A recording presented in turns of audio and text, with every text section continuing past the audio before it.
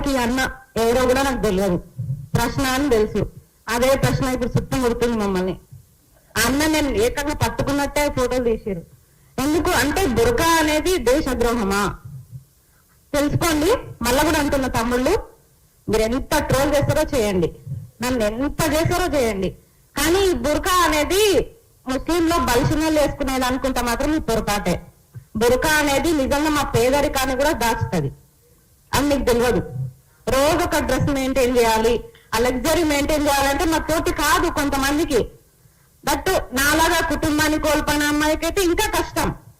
ఆ లైఫ్ ని నేను మెయింటైన్ చేయలేను. నన్ను తిట్టండి, ఎంత తిడతారో తిట్టండి. వ్యక్తిగతాలు బయట పెడతాం, నిన్ను రేప్ చేస్తాం, నిన్ను 15 వరకు చంపేస్తాం. సరే చంపేస్తారు, వ్యక్తిగతాలు. మీకు లేవా గతాలు? మీ నాయకుడికే ఉన్నాయి కదా, మా గతాలు ఏం బయట పెడతారు? అంతకంటే మించి మేము ఏం చేస్తున్నామని అమ్మాయిలమని ఇంత భయపెట్టే ప్రయత్నాలు చేస్తున్నారు. సరే ఆ తర్వాత ఏదో నా నోట్లో మైక్ పెట్టారు, ఇదిగోండి మైక్ పెట్టారు. ఈ ఫోటోకి నేను అస్సలు బాధపడట్లే, మీరు మైక్ పెట్టండి, ఏమన్నా పెట్టండి, కానీ దీనిపైన రాసిరు చూడండి, రేపు జనసేన తెలంగాణలో వరంగల్కి వస్తున్నాడు, నువ్వు ఒక అమ్మకి అబ్బకి పుడితే అడ్డుకుంటున్నావుగా అడ్డుకో. లోకంలో లేని నా తల్లిదండ్రులు ఏం చేశారండి? ఈరోజు నేను పుట్టి తప్పు చేసినానా? అంటే నా బుర్కా ప్రాబ్లమా, నా మతం ప్రాబ్లమా? నా తల్లిదండ్రులు ఎందుకు అంటారు చెప్పండి? అరే మీకు దమ్ము ఉంటే తమ్ముళ్ళు నాతో కొట్లాడండి, నేను కొట్లాడతా. నేను నా మీద దాడి చేస్తారా చేయండి, నేను కూడా దాడి చేస్తా. మాట్లాడతారా మాట్లాడండి, నాకు దమ్ముంది, నేను మాట్లాడతా.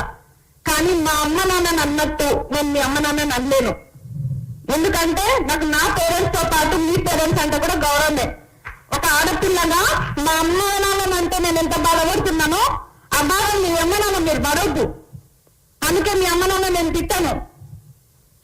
అలాంటిది ఇంత నీచంగా ఏ రోజు నేను నిరుద్యోగుల కోసం చేసే పోరాటంలో ఏ రోజు నేను బాధపడలేదు. కేసులు వేయించుకున్నా, ఎదురుపోయినా, అబ్బాయిలతో సమానంగా కొట్లాడినా. కానీ ఈ రోజు బాధపడుతున్నా అంటే కేవలం నా తల్లిదండ్రులు నన్నందుకే. నా తల్లిదండ్రులకు మంచిగా నేర్పారు, మరి మీ తల్లిదండ్రులు మీకు ఏం నేర్పించారు? తమ్ముడు అంటే పదం ఏందో నాకు అంత బూట్ ఏందో నాకు తెలియదు.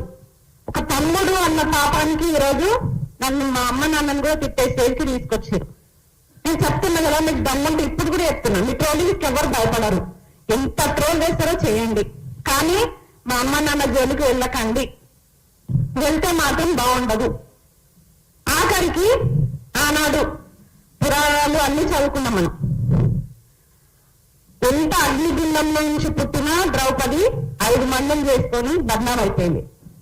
ఎంత సున్నితంగా పెరిగినా, సద్గుణాల మధ్య పెరిగిన సీత రావణ లంకలో ఉండి బద్నాం అయిపోయింది. ఇప్పుడు మేము ఎదుర్కొంట పరీక్షలు పెద్దవి కాదు మాకు. లా గురింతంతో తిట్టిరు, ముందా అన్నారు, దేశద్రోహి అన్నారు, ఎన్నంటారో అనండి, అన్నిటికీ రెడీ. ఏ రోజులో దర్చుకోలే, భయపడలే. నా తల్లిదండ్రులు నాకు అది నేర్పలే. కానీ ఈ రోజు నా తల్లిదండ్రులే అంటే నాకు బాధ అనిపిస్తుంది. నా కళ్ళల్లో నీళ్ళు వస్తున్నాయని మళ్ళీ పెరుగుదాన్ని అనుకోకండి దయచేసి. తల్లిదండ్రులు అంటే ఎవరికైనా బాధనే అనిపిస్తుంది. నా తల్లిదండ్రులు అన్న కాబట్టి నా బాధ. మీరు ఇక్కడ నుంచట ఇంకొకటి,